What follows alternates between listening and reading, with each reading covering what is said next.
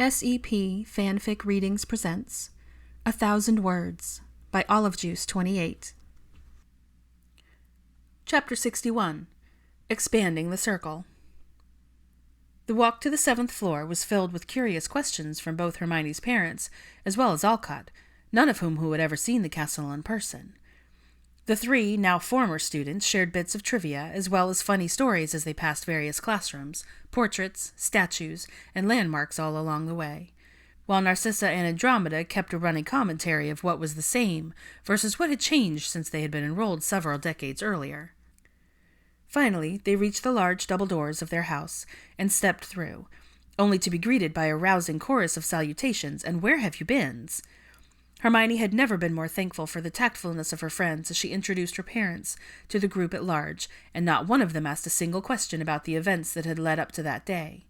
She knew they would eventually, as raised eyebrows and shocked expressions met her gaze, but she was glad not to be bombarded by curiosity just then.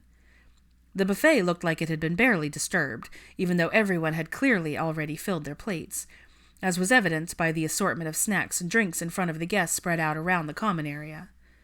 Hermione and Draco led their family over to get food before they all settled down at the one remaining table. Harry had gone around to say hello to everyone, and once he was finished, came back to let them know he'd be popping downstairs to see Ginny and the others before meeting up with them later again. All 5 of the adults at their table were taking in the room as they ate, commenting on the pictures everywhere and asking about the magic of the space. "Where are the couches and the chairs and the other furniture?" Jeanette asked with Hermione's eyes goggled. "How did you know?" she trailed off, completely bemused as she stared at her mother. "The memories," Edward provided, nodding at Draco as if in explanation. "The ones Draco sent were from this year, so we saw bits and pieces of this place. Your mum's right. There were couches." He gave a smug little grin as Hermione simply gaped like a fish, before turning her attention to her boyfriend, who was now studying his plate of food like its contents might be a new and previously undiscovered life form. "What memories did you give them?" she finally managed to squeak out. "Oh, well, just a few different ones, you know." He wasn't sure why he was having such difficulty getting the words out, but his brain seemed to be working about as fast as a stupefied snail. Unable to meet her gaze, he braced himself for a barrage of questions and possible rebukes regarding the bits of information he'd shared without her consent. "He sent one of your room," Jeanette offered, and he flashed her a grateful smile, "which I'd love to see in person if that's all right." Hermione jumped up at once, explaining how everyone's was unique, and extended the invitation to take a look to Narcissa and Andromeda, who were more than pleased to be included, and the 4 women set off at once to view the different dormitories. Draco heaved a sigh before he could help himself, and Edward let out a low, rumbling chuckle while Alcott hummed amusedly at the whole scene. "Don't let her work you up," Edward advised the pale blonde. "She'll have a million questions about all this. We'll want to piece it all together and understand how it all happened, if she's still the same insatiable Hermione she always was." "Oh, most assuredly," Draco replied, smirking and shaking his head. "I knew this would happen, but I expected a day or 2 before she launched her attack." He scrubbed a hand over his face. "Silly me." The 3 men laughed at that, and were suddenly joined by Theo, Neville, and Dean, who plunked themselves down in the now available chairs and introduced themselves to the newcomers. As Dean and Theo engaged Edward in conversation about Quidditch, Neville, after learning who Alcott was, began asking him about reversing other spells that affect brain activity. Draco let his gaze sweep the room, and saw his mother with Hermione and Jeanette making their way from room to room, down the girls' side of the dormitory. Andromeda had taken a seat next to Luna at the other table, and was engaging the dreamy blonde in animated conversation. He saw the Greengrasses chatting with Neville's grandmother and Luna's father. He snorted to himself, imagining the sheer absurdity of that combination, and caught Daphne's eye. The pretty witch rolled her eyes with extreme exaggeration, but smiled good-naturedly before turning back to Astoria. Many of the first years were happily snacking and chatting at their own tables, though Malcolm and Christopher were over by the fireplace, reading the list Anthony had created. After making sure Alcott and Edward were still happily occupied, he slipped out of his seat and made his way over to the boys. "What does that even mean?" Christopher snickered, pointing to the line next to Theo's name. "Maybe he's not very nice when he wins?" Malcolm mused while also chuckling. "What's all this about?" Draco interjected, startling the young wizards who had been so engrossed in their study of the older students to notice him approaching. "Hey, Draco!" His Hufflepuff grinned, and Malcolm nodded in welcome. What does it mean that Theo suffers from a lack of pliability and proper gamesmanship? The new graduate couldn't help the hearty guffaw that left him as he read the line himself. He went back to the beginning of the short paragraph, regarding the dark-haired pureblood, and thought Anthony did a very nice job of wording it in such a way as to not clearly spell out that Theo was basically alone, in charge of his family's disgraced estate, and that beyond going with the Lovegoods for the summer, he had no future plans. The bit about him not being flexible was spot on, however, as he recalled his friend's complete inability to learn the hula dance, or the limbo, or be successful at Twister. The list was endless, really. He looked up a few inches and found his own name. Draco has always been an excellent Quidditch player, and will be putting his skills to good use when he returns in the fall as flying instructor and referee for Hogwarts in the wake of Madam Hooch's retirement. He will also be assisting Professor Weasley in Defense Against the Dark Arts classes. Should he decide to seek employment outside the school, he could always put his impressive dessert buffet skills to work as a caterer. He's ridiculously intelligent, brutal with his comebacks, and unfairly attractive. His one downfall might possibly be his irrational fear of shaving cream. Again, he barked out a laugh as he read the last of Anthony's description, causing the first years by his side to hone in on what had caused his reaction. "Are you really afraid of shaving cream?" Malcolm asked with a tone of disbelief. "Why would you be?" Christopher wondered. "It's just like fluffy lotion or thick soap suds." "Yeah, well, try sitting on a ring of it first thing in the morning," Draco explained wryly, and both boys' eyes goggled.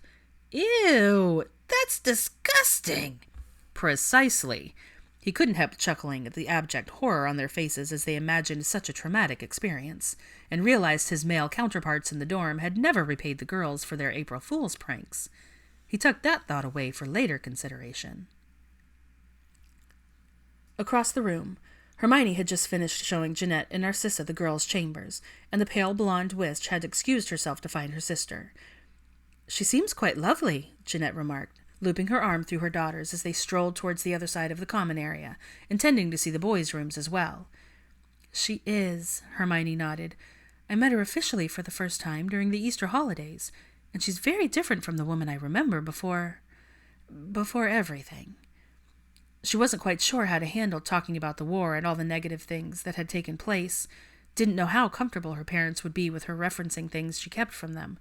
Her mother seemed to understand. "Hermione, I know we'll eventually discuss everything that happened, and I'm sure that some of it will be difficult, but I want you to know that you can talk to us about it. All of it."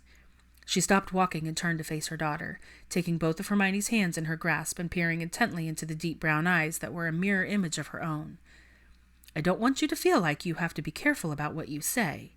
Your father and I can handle it, and if we don't understand something, we'll ask, okay?" Hermione's eyes were brimming with tears once again, and she flung her arms around her mother and hugged her tightly, completely overwhelmed by the fact that they were really there, that they remembered who she was, and that they didn't hate her for everything that had happened. As they stood there, Jeanette whispering soft, comforting words, Edward joined them and wrapped his arms around his two favorite girls. After a few seconds, he saw a shock of platinum blonde out of the corner of his eye, and gently pulled away, thus causing his wife and daughter to do likewise. "Just wanted to make sure everyone's all right," Draco mumbled quietly, looking rather unsure about whether or not he should be intruding.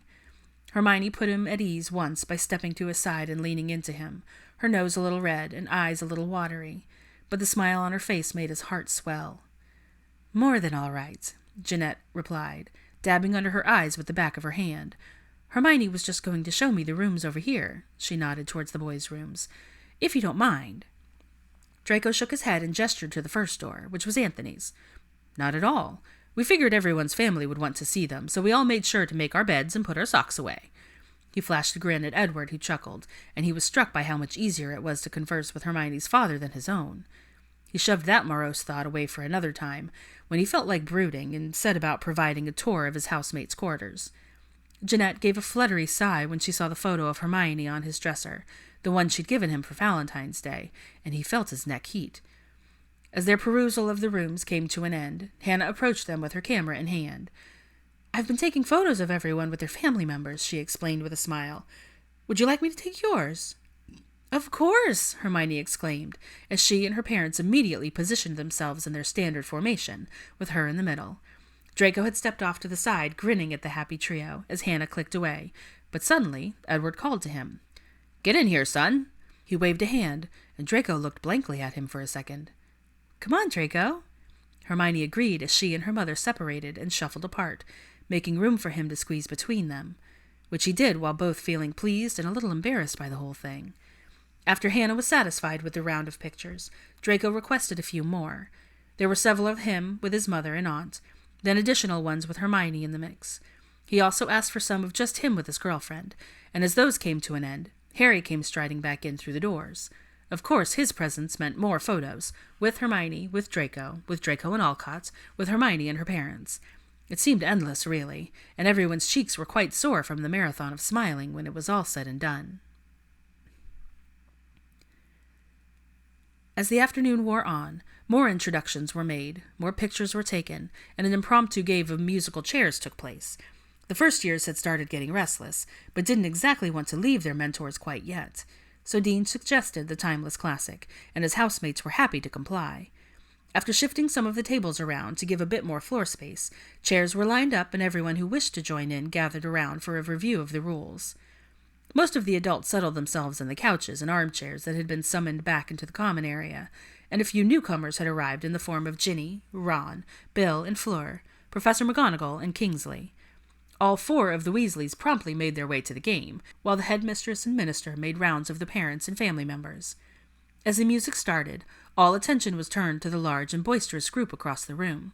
Hermione had suggested limiting the number of players to keep it from taking over the room, but still giving all of the first years and guests a chance to play. Plus, a few of the 8th years. The rest of the older students were perfectly content to watch the insanity from the sidelines, shouting words of encouragement and heckling anyone trying to cheat.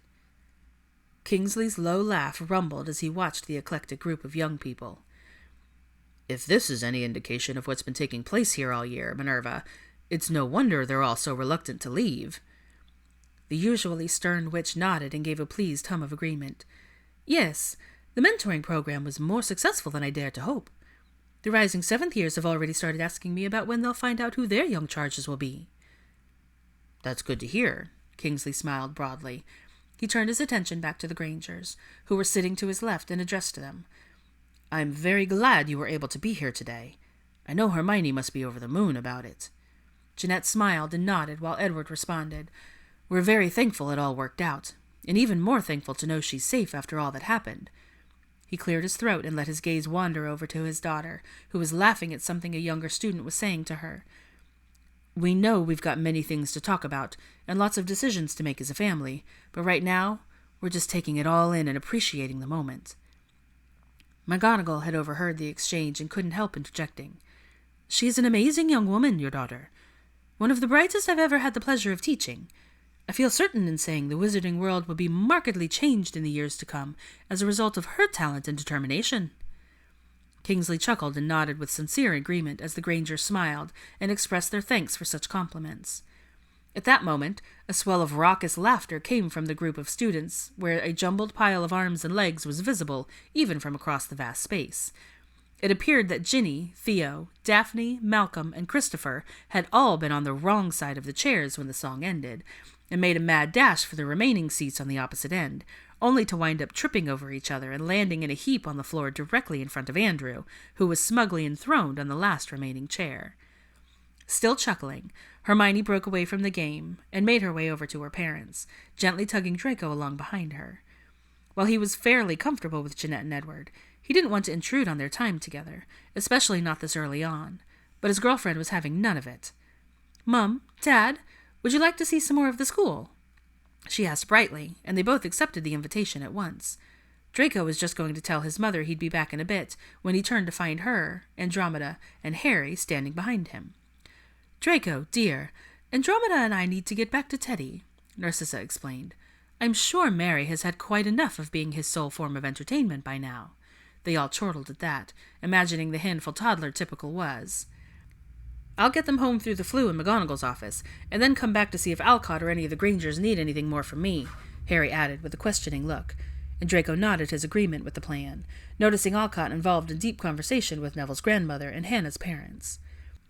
He hugged his mother and his aunt, as did Hermione, and the Grangers made their farewells to both witches as they headed out the large double doors.